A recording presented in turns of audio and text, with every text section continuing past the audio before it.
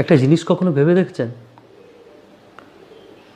আমাদের জীবনে দিনের পর দিন প্রত্যেকটা জিনিসের দাম বেড়ে যাচ্ছে, কিন্তু এই দেশলাই কাঠির দাম সেই একই রয়ে গেছে। 10 বছর 15 বছর আগে থেকে যা দাম ছিল আজও সেই একই রয়ে গেছে। কারণটা কি বলুন তো?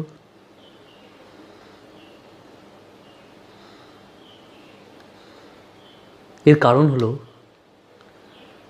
যারা আগুন জ্বালায় তাদের দাম কখনো বাড়ে না, তাই দেশলাই কাঠিরও দাম বাড়েনি। আরও কিছু শুনতে চাইছেন?